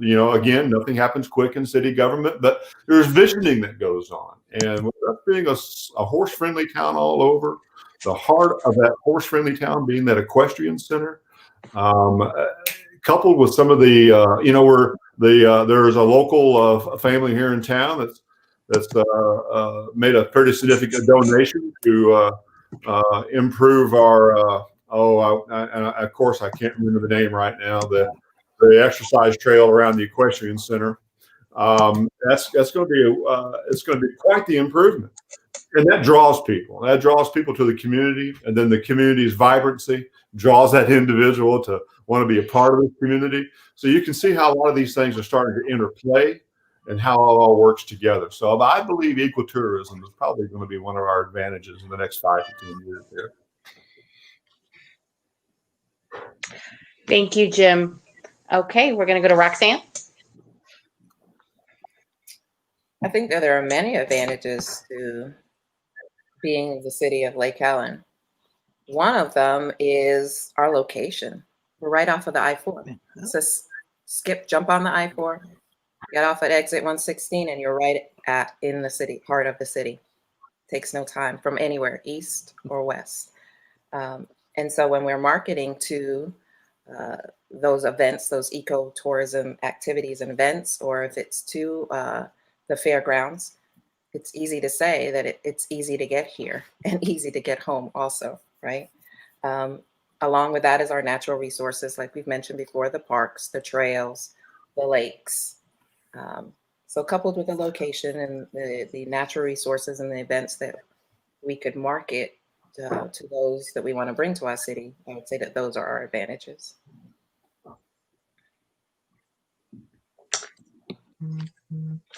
Thank you, Roxanne. Okay, we're going to go to Bart for the next question. All righty. Thank you very much. I think one of the advantages I have of being a moderator here is because I have these vast experiences for running for commissioner. And I look at these questions and go, oh my gosh, how would I answer that? And I think we're upon one of those questions. Again, I no doubt this question was crafted by those either concerned or proud of the educational facilities we have in town. It's a little out of left field, but I understand there's a lot of citizens out there that are concerned about this. So, Roxanne, I'm going to start with you since you were last up. What do you think of the idea of promoting Lake Helen as a, quote, educational city? Or education city, I apologize. Let me repeat. What do you think of the idea of promoting Lake Helen as an education city, building upon 3 schools already operating within the city limits? And that was the question that was posed. I did not edit it. I'm not entirely certain how many schools we do have in this city. But of course, there's Ivy Hahn and Blake. And I think it might be considered there's another one because Ivy Hahn also has a daycare, but that's not exactly an educational facility. There's Volusia Pines, and then there's another school Main Street. So yeah, there's. So Volusia Pines is in the city limit, of course. So, okay. So then what do you think of the idea of promoting Lake Helen as a education city, building upon these 3 schools already operating in the city limits? Let me say this as a parent. My children have been to attended creative arts. My oldest went to Volusia Pines for 2 years. And then my 2 girls are now attending Ivy Hahn. And there are some great schools. Mm-hmm. They love upon the children that they are educating and supporting. They are invested in the education of the students. Well, while I don't think it would be our primary kind of market, it is not a bad thing to say that we provide top-notch education and schooling to the residents and the citizens of Lake Helen. And to be able to say that our children's formative education was a primary focus is a plus, is an advantage that we didn't mention in the question above. But now with this one, I would say, yeah, definitely. We have some great schools in Lake Helen. Absolutely. Roxanne, and I have to agree with you because my child went to Volusia Pines and to Ivy Hahn, and I was so grateful. I do understand, though, and I'm going to ask you this, and I want to implore this upon the other 2 candidates that are going to answer. What about the impact of the schools in the city? I think that would probably get to the heart of what some people are either concerned or proud of. But what about the impact of having those schools in the city? Well, again, yeah, to say that they are providing a strong formative education for the students that attend there is a benefit, is a plus. It's an advantage. Cool. If you're talking about impact as in traffic or the impact to our resources, well, there has to be a balance. If you want a good education, we do have to have some, there has to be some pay for that. There has to be some, not just expense, but if you want the education, we have to pay for it. We have to support it. We have to enhance it. And so I am willing, as a parent and as a resident of the city, willing to support our educational institutions in providing that type of education for their students. Thank you, Roxanne. I appreciate that. And I personally would have to agree with you. I think that's outstanding. But let's hear from the other candidates. Next would be Roger. I could repeat the question if you like. No, I think I understand it. Okay. Yeah, we have 3 or 4 schools in Lake Helen, and they all are a great asset for the training and the education they provide to the residents of Lake Helen and the residents of the communities around us. They also provide, if we have activities going on, they provide youth groups and everything to demonstrate what they're being taught to the community at those different activities. True, the COVID has restricted some of those, so we may not be able to see the children's choir at the tree lighting ceremony this year, if we have a tree lighting ceremony. But yeah, they are great. And yeah, they do have a negative impact with the traffic because they are a tax exempt facility. We don't benefit from the tax support from those schools, and they do have an impact on our traffic, which is being worked on by Chief Walker and the schools to make sure everything's under control. What we can do for the other training, we have at least 3 construction groups, I believe, in Lake Helen. And if we could work with them and work with Daytona State College and possibly even with the state and the federal government on putting in a trade school here in Lake Helen so that those different construction groups could have students come out and work with them from the trade school, and some of their people could be instructors at the trade school so that some of our older kids in Lake Helen can take and go to these schools and learn a trade and get out there and help with improving their lives and the lives of their community. Interesting. Okay. Thank you, Roger. Appreciate that. And Jim, same question. Yeah, thanks, Bart. That's an intriguing idea. The city of Lake Helen as an educational city was the term I think was used. Roger hit on it, a traffic plan. Hit on another thing as well too. If you take an existing building and you turn it into a school, and they do become tax exempt, so we do have some incremental revenue loss there. So it's an intriguing idea, and as a commissioner, I would be amenable to listening to these proposals as they came forward. At the same time, understanding that if it's not a good fit, well, it's just not a good fit, and that's a hard decision. It's a hard decision to make. Sometimes it's not all that fun sitting up there on that commission dais because the decisions are so hard to make in some cases. But the idea of itself, in and of itself, is a very intriguing idea. We certainly have the assets in play already. So yeah, I think that's something I'd be willing to listen to going forward. Gotcha. And Jim, with your experience, real quick, and I just want to add this: do you think that the question keeps becoming a popular one because of, I don't want to just dismiss it as saying traffic, but traffic during rush hour, during the times that our citizens are trying to get in and out? Do you feel this is an issue that more considering it an education city, the traffic in and out is primarily when most people are trying to get in and out of the city? Mm-hmm. That is true. That's certainly a negative aspect of turning a city into an institutional and education city, so to speak. That's why it's good planning. Okay. Why it's important to know how these schools would be placed if they were to come to pass.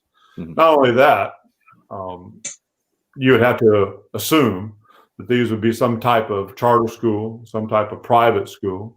I don't think you'd see the county of Volusia putting another public school in Lake Helen. So one is left then to assume it'd be some type of semi-for-profit school. And so if you restrict their ability to get their customers in and out, well, then you expect their ability to survive, which then affects their ability to survive in town. This is a double-edged sword question here. Because yes, there's a lot of traffic involved with this, and there's a lot of planning involved with this. Again, I'd be amenable to the discussions going forward. It's attractive, but again, it's got to be a good fit. And if it's not a good fit, it's going to create all this additional traffic in the mornings. Then the commission and Chief Walker and the city is going to hear about it, and then we've made a poor decision in the process. Okay. Hey, thank you for expounding on that, Jim. And I understand, Joy, we're going to go to admission, or rather, yes, it's intermission. We're going to have a 15-minute intermission and let y'all stretch your legs, take a break, do some runs around the block, and then we will come back and finish up, and we'll go until 8 o'clock. And so thanks so much. We'll see you on the flip side here. Thanks, Joy.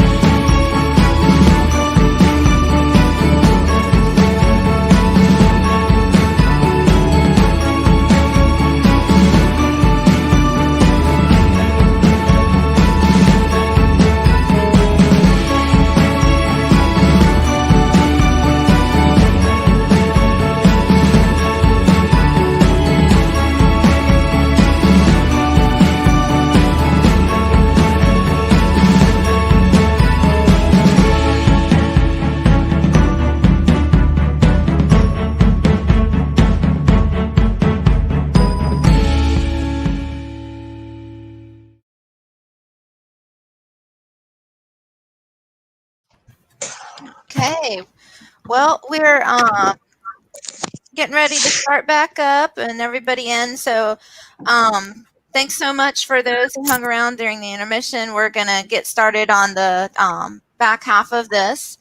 And if you didn't get a chance to notice in the intermission, the league has some events coming up.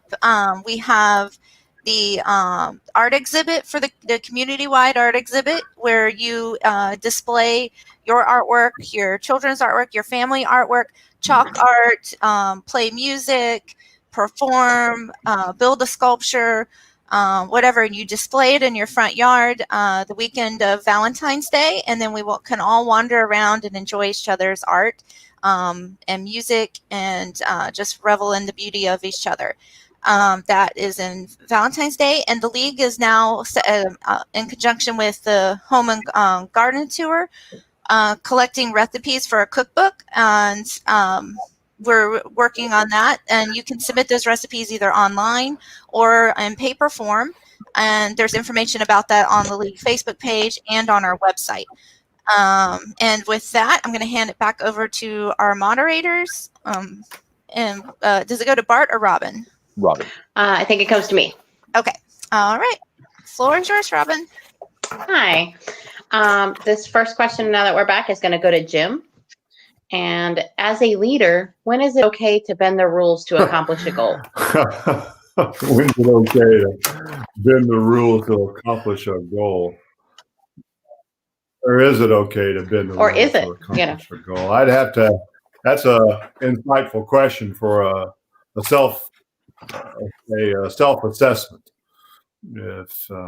If you've got a decision to make, if you've got a story to tell, or if you've got a point to make, an issue to get across, and you have to bend the rules or question yourself about bending the rules, or is the rule bendable at all, then you need to self-assess, because up on the dais, it's the real deal. I can't say that enough. That's one thing after 4 years up there, it really impressed upon me the most is that, yes, people are always you're always going to create some animosity with your decisions, and you're going to create some positivity with your decisions. And these are very real decisions, very real. So I take that rule seriously. And so bending the rules, it doesn't play in my book up there at all. If you got to think about that, then you need to self-assess the issue. You need to self-assess why you think that strategy is important. And then you got to take another deep look inside yourself after that. Robin? Thank you, Jim. That's a tough question to throw at somebody right when we're coming off a break. I appreciate My you pleasure. answering it. I'm happy to do it. We're going to go to Roxanne. As a leader, when is it okay to bend the rules to accomplish a goal? Again, yeah, it is a tough question. I think when you're putting a leadership position, especially in a commission board, you are on stage for everybody, right? Everybody sees, everybody's going to hear your decisions. And if, as a leader, you're an example, it's supposed to be an example for following rules, for following guidelines, for making decisions, you find yourself in a position where you need to break a rule, then I kind of agree with Jim, then that's the time for you to start to look at, well, why are you in the position that you are in if you feel that you need to break a rule? There is no circumstance that I can think of other than a rule is causing harm or injury to someone else that you would ever have to break a rule or a guideline. And if it is, then we need to have that discussion as a commission about why that rule is in place, if it's causing harm or any due injury to anybody else. But otherwise, there's no reason. They're there for a reason. They're in place for a reason to safeguard all the citizens of the city. Thank you, Roxanne. Okay, we're going to go to Roger. Same question. Well, the rules are set there as a guideline. And anytime, like Jim said, anytime you have to think about bending the rules, you better assess your purpose for being up there, because that is, to me, a violation of your ethics, your integrity, your personal beliefs to go that route. And like Roxanne said, if the rule is causing harm or has a negative impact, yes, the rule needs to be reassessed and needs to be re-looked at by the entire commission. Even in a state of emergency where you're making decisions to bring the community back online, to bring it back into productive, to protect itself, you might have to modify the rules, but that's done by the commission approval to be able to get things done to bring the city back into a good standing after that emergency is over with. Then the rules go back to normal. So, no, you got to watch out for your integrity and ethics if it comes to rule bending. Thank you, Roger. And again, thank you guys. That's a tough question, but you guys did great. We're going to take it over to Bart.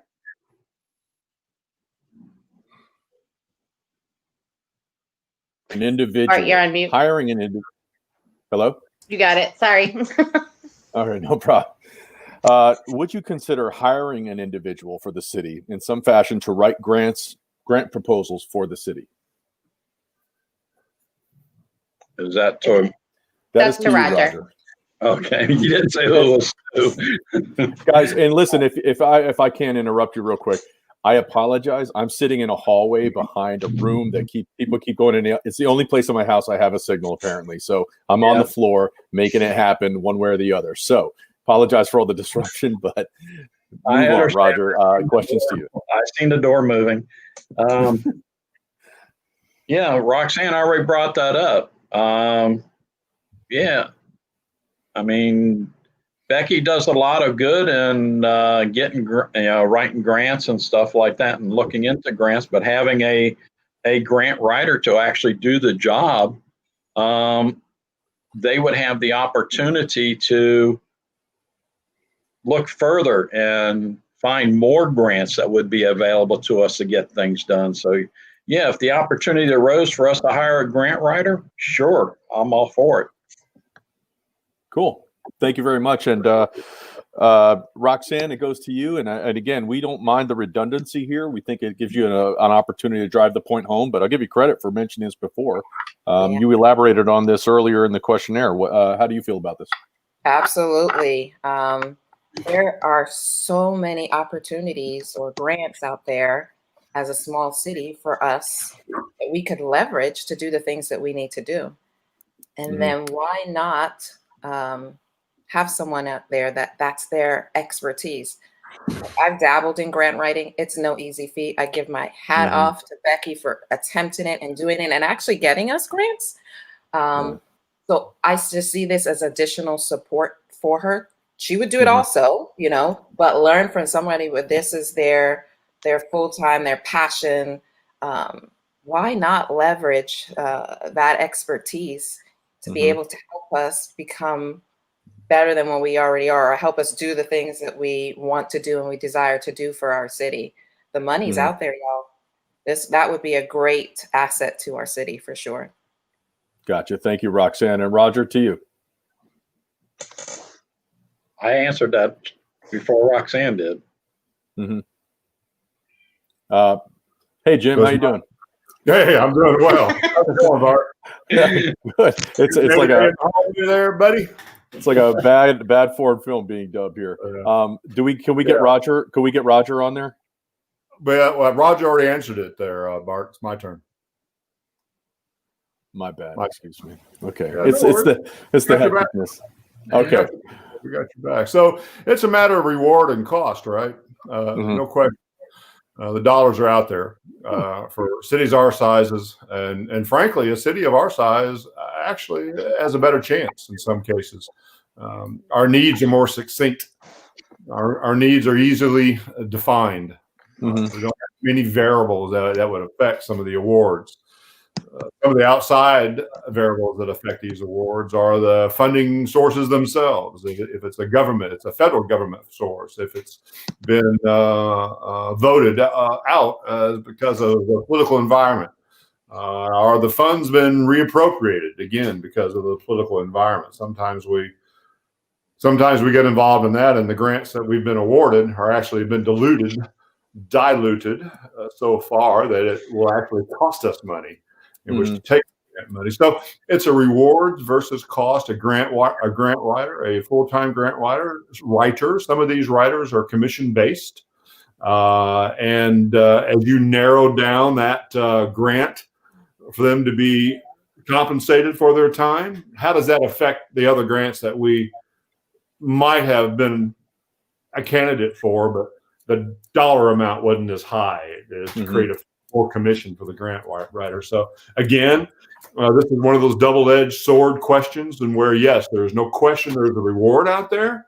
To what expense is going to take us to get there? And Becky's been really good. Becky Whitty, our city administrator, has been really good at dialing in. Mary has too, has been really good about dialing in some of these instances where we can be competitive in this award. So a good question and good answers for I think for all of us. So some of these grant writers are commission based, huh? Indeed. Okay.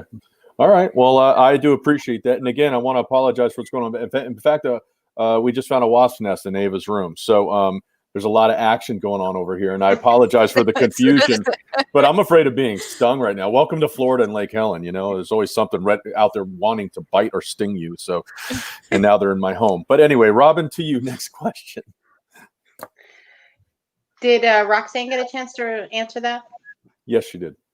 I went with her first. That was a little confusing because I know she had spoke about it before. It added to my confusion. I apologize. Yeah. It's okay. Okay. So we're going to start with Roxanne then. Do you support the Florida Wildlife Commission's funding and integrated management of the invasive plants of our lake? That's a two-part question. One of them, the second question is, do you agree with their approach to herbicidal treatment? So I did do some research on FWC and the support that they can give us in our lakes, and understand that, yes, there are many ways that we could manage the preservation of our lakes. But for me, I always tend to lean on the experts, and they're experts in their field. They are experts in aquatic plant management, in maintaining large bodies of water, such as what we have, in developing work plans, and just the maintenance of work bodies. So I do support their efforts. I do think that they have been an asset to the city and the volunteers that have been working on the lakes. And as I understand it, I do support their strategies thus far for the maintenance of our lakes. Thank you, Roxanne. We're going to go to Roger with the same question. Would you like me to repeat it?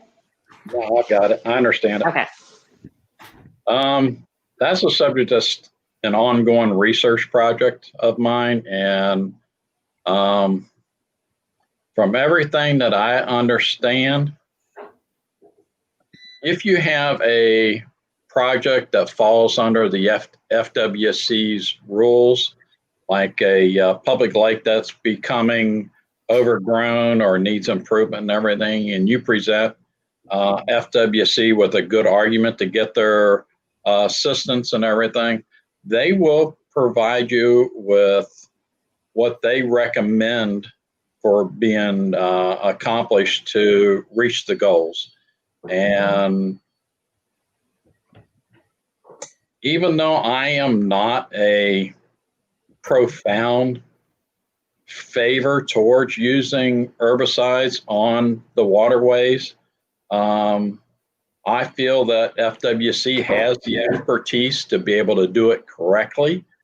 And in the future, I would like to see our lake committee in the city to research the possibility of doing switching over to mechanical, so that we don't have the herbicides going into the water, and even the remote possibility of somebody getting sick or having a bad effect because of it is, to me, worth not doing it. So I give accolades to the Lake Committee and the FWC for everything that they're doing. In the future, I would like to see us go a different route. Thank you. Thank you, Roger. We're going to go to Jim. Same question. Yeah, I just recently came out on complete full public record of supporting the program with the Florida Wildlife Commission on behalf of the Lake Helen, the city of Lake Helen as well. Robin? Thank you. Okay, we're going to go to Bart. Okay, thank you, everybody. My next question is for you, Jim. Do you think the city should dedicate additional funds in the budget for the lake's health and viability? Yes. Yes. Okay, so is that your short answer? Yes? I'm all over the lake, whatever we can do. And, okay. And yes, the city, it's our namesake lake, and I'm all in. Awesome. Thank you very much, Jim. And Roxanne, how do you feel? I echo Jim's response. Yes, look, people have spoken. This is a topic that we are hearing passionately about. Either way, if it's pro herbicides or pro FWC or not, this is a passionate topic that we are hearing about. And so whatever we can do to support the lakes, their health and their viability, and however we're able to make that decision, if it helps and assists with providing more funding to do so, to make that decision with more understanding and more research, then absolutely. Awesome. And Roger? I echo the same sentiments. Lake Helen Lake is the city's namesake lake. It's had its years of ups and it's had its years of downs. Right now, it's trying to survive, and everything everybody's doing is trying to help it survive.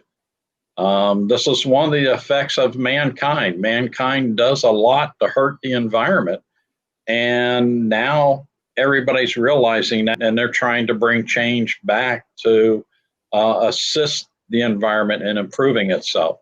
So, yeah, if the city, it's a city's public lake, access to it. So the city should provide funds to help maintain the lake and to bring it back to what can be considered normal for today. I appreciate that. And I just want to add, as a former chairman of one of the many evolutions of trying to bring our lake back to its natural levels and to maintain it, we didn't always get the support from city or commissioners. I guess it just kind of always got not swept under the rug, but it was just kind of not important. But I see it is an issue. And here we have people that are in the commission and candidates that are just real quick to say that absolutely, unequivocally, this is a very important issue. I'm just proud to say that for all three of you. So anyway, Robin, back to you. Okay. We're going to stick with Roger. Please state your opinion on actively encouraging annexation into the city. Absolutely. I believe it's over on West Kicklighter right now. Volusia County had posted some notice about a possible dense community going in on the southern side of West Kicklighter, right at our city border. It's in the county side, but it's right at our city border. So either voluntarily or annexations into the city to protect the city and the residents that want to be protected, yes, I'm all for annexations. Okay, we're going to go to Jim. Thanks, Robin. Yeah, we addressed this earlier tonight in this session as well too. And annexation is going to be one of the keys to protect our borders here around Lake Helen. And you have to ask the individual landowner which level, which type of government do you believe you're going to succeed better in? Are you going to succeed in the government of DeLand, the government of the County of Volusia, the government of Lake Helen, the government of Deltona? Well, we can't make that answer. We can only provide what we provide here in Lake Helen. And then it's incumbent then upon that landowner to make that decision. Does our gateway overlay, does that make a difference to that landowner? Does our land development regulations, our landscaping setbacks, our landscaping requirements, our signage, if it's a commercial business, monument styles, the setbacks on commercial access, does all of this make sense to the potential landowner? That's the conversation that needs to happen. And it's almost like a conversation of you being an ambassador of the city, and you're approaching this landowner. Do you think that landowner is sophisticated enough or unsophisticated? Well, you don't know that either, but I bet they have professional advice. And so, yeah, this is going to be something that the city of Lake Helen is going to have to face, but face in a positive way going forward with this. So not to beat a dead horse, but we need to be proactive in terms of our board. Robin? Thank you, Jim. Okay, we're going to go to Roxanne. Yeah, I believe that this should definitely be part of our strategic plan as we move forward with mapping out the city and what we're looking for in 2020 and beyond. Definitely asking those hard questions to the landowner to identify whether they would fit, within the city's kind of regulations and current ordinances. So definitely agree. I think that we need to plan it and be strategic about how we approach it. Thank you, everybody. Okay, we're going to go to Bart, and I think this is our last question. It's everybody. It's a long one, but this applies to everybody, including you, Jim. I mean, you're running for another couple of years, and I know you're kind of used to this, but here we go.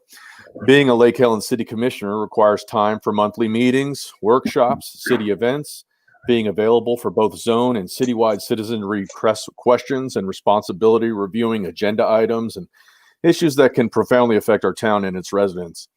How much time do you plan to and can you devote to this position in the next 2 years if you are elected?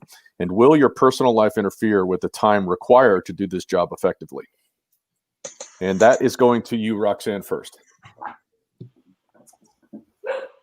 So I'm definitely aware of the time commitments that are necessary to be in this position. And COVID, has allowed me that opportunity because now I work full-time from home. And another blessing is to have a parent that lives one step away from me that aids in the rearing of my children along with my spouse. So when this decision was made, when I made this decision to run, it wasn't just me, it was a family decision. Even brought it to my children who are young, 5 and 7, to let them know that this is a commitment that we're making, just not mommy, but as a family, we're making this commitment that I would be taking on this civic duty, and this is the amount of time that it would take. So definitely a heartfelt question and a lot of thought put into this election and moving forward. I'm an avid planner. That's what I do for a living. That's what I teach. That's what I educate on. And so I know that I have the tools and resources necessary to plan accordingly and to dedicate the amount of time towards the position. So couple that with my passion and my understanding of the time, definitely feel that I would be able to support the position and all of the responsibilities. Great answer. Thank you very much, Roxanne. And question goes to you, Roger. Well, I answered this in my opening statement. I tried running before, and during the campaign process, realized that I did not at that time have the time to really represent the position correctly, and was happy when I lost that election. Now I'm retired. I have no commitments. All my kids are grown and gone and handling their own families. Get to visit grandkids often, and have nothing that would restrict me from being here to answer a citizen, either personally on the phone or email or however the question may come in. I will be totally committed to the job and the purpose of the job and have nothing interfering with it. Gotcha. And Jim, to you. Yeah, let me be blunt. My personal life and my business life always gets involved in my job as city commissioner. And I don't like it because I really do. All my jobs, and I'm not pandering at all. I love being a city commissioner. I love that job. And so, yeah, my personal life and my professional life gets in the way sometimes. But I say that in a positive manner. You know, there has been said, if you want to get something done, give it to a busy person. You know, I manage an organization. My bride manages this home. Thankfully for me, it's one less thing. Mm-hmm. And then I show up. I show up when I'm asked. I show up when I'm supposed to. If I can't show up, I call in. I've only missed 2 meetings in one workshop in 4 years. And, you know, a very, very good friend of mine, celebrated his 61 years of marriage, said, I asked him what the point was behind that point, but the secret of that long marriage. He goes, Jim, I just keep showing up. And so did my wife. And so, y'all, I'm just going to keep showing up. I like the job. I put the time into it. I do my homework. When I don't know something, I'll tell you. If I think I've made a bad decision, I'm going to make a U-turn. That's why I like that turn. I've never made a U-turn I haven't liked, because it always gave me another direction or it gave me the right path. So, hey, I'm human. And again, I vote my way. And yeah, I keep showing up, and I'll be there for the next 2 years. I assure you all, I'll be there for the next 2 years if I'm elected back to that.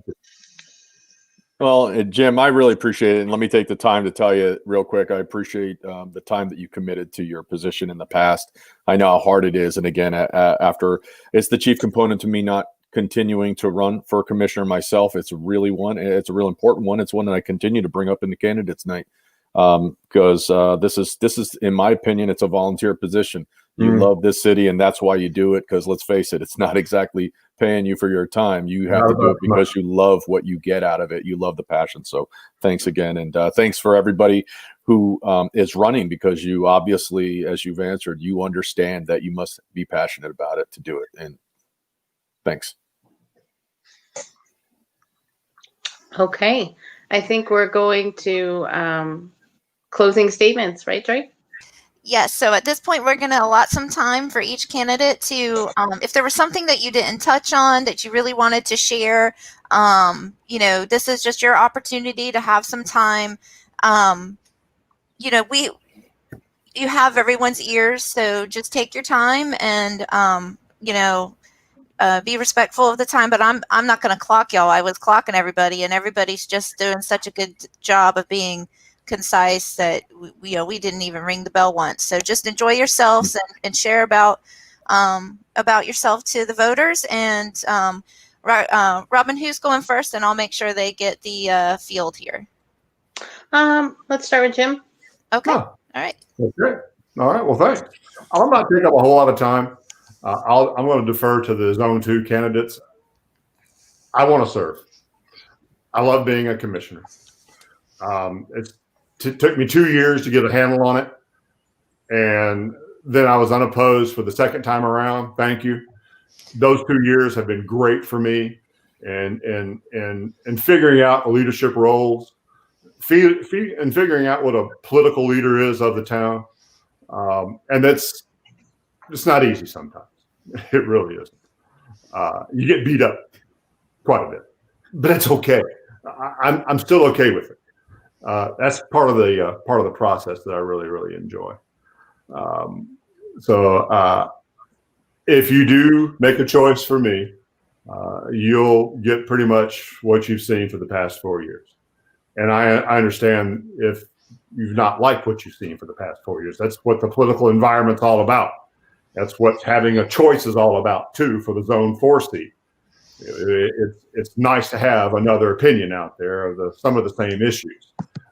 I can tell you that an incumbent has a succinct political knowledge of the details up to the decision. And then if you pay attention to the decision, you see how your decision interplays with another issue that's coming down into the agenda. Something from a year ago that might pop up. And it's so tough to remember one meeting to the next. I keep a diary up there on the dais. A lot of folks have seen me with my laptop. Well, that's what I use to actually help me with my memory and my notes. That's what's happening there. And it's because I like to stay informed with it. And that being said, I really want to serve. I really want the job. I hope you give me the job again. And with that, I'll turn this back over to Robin. Thank you, folks. Thank you very much to the league for putting this together. It's been really enjoyable. Thank you so much, Jim. We appreciate you being here. Okay, let's go ahead and go to Roger. Well, first, I'd like to thank the League of Better Living and the moderators for everything they did to put this together. It was very enlightening and enjoyable. But when the voting is over, whether I win or not, know that I will owe nothing to any outside influences and will only have a commitment to the voters of Lake Helen. I have committed to having a local competition for this office. I have turned down many offers of financial assistance from family, friends, and companies that I have had businesses with. I will owe no favors to anyone except you, the voters. My opponent has received large contributions from inside and outside the area and state, including contractors, builders, and people of influence. She has hired a campaign consultant and has had assistance from a current commissioner to help her win the election. It is all recorded in the candidate's financial reports. Who do you want as a representative? Someone who will listen and is committed to you, or someone who will be influenced by people with agendas from inside and outside Lake Helen? What compromises will be made if she's elected? I understand the importance of open communications. It should be the right of everyone, not just a few. I have met and talked with members of and residents, both liked and disliked. I respect their right to their opinion and I greatly appreciate everyone's input into making Lake Helen great. I ask for your vote to elect me for Zone 2 Commissioner, a candidate who is truly compassionate and committed to Lake Helen and what it stands for. Thank you. Thank you, Roger. Okay, we're going to finish up with Roxanne. Thank you. And thank you for the League for hosting this event today. I follow the testament that we cannot seek achievement for ourselves and forget about progress and prosperity for our community. Our ambitions must be broad enough to include the aspiration and needs of others for their sake as well as our own. Residents of Lake Helen, I want to be your next Zone 2 Commissioner. I am passionate about Lake Helen, its growth, development, and future. I'm willing to offer myself to this position, and if elected on November 3rd, I commit to nothing less than my utmost to support each of you. If you are looking for a commissioner that is focused on faith and family, acting with integrity and respect for all regardless of differences in opinions or thoughts, vote for me. If you are looking for a commissioner that understands the importance of humility and empathy and leading with integrity and respect, even when there are differences in opinion or thoughts, vote for me. If you are looking for a commissioner that is representative of the demographics of the city, an experienced project manager, a strategic planner, an educator, then vote for me. If you're looking for a commissioner that is a determined citizen who understands the fundamentals of our community and small town living, then vote for me. Finally, if you're looking for a commissioner that will listen intentionally and attentively, speak rationally and act always on your behalf, and make decisions for the good of all, even when those decisions are not popular, then vote for me. Please vote for Roxanne Reed Goodman on or before November 3rd. Thank you. Thank you so much, everyone. And thank you so much for having me and Bart here. It's been a real honor to moderate for you tonight. And we appreciate all the candidates coming out. It is not easy to sit up here, but sit there in your homes and answer questions like this on the fly without any real preparation or without knowing what you're being asked. And I think everybody did such a wonderful job. Thank you.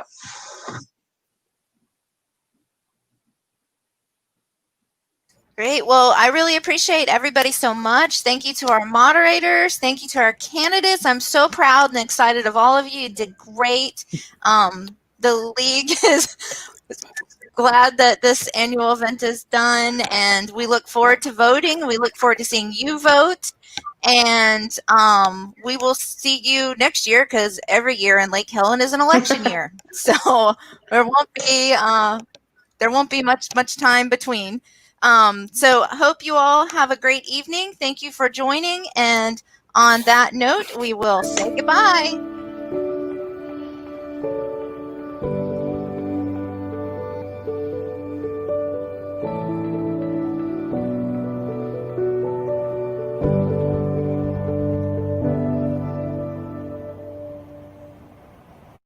Answer me.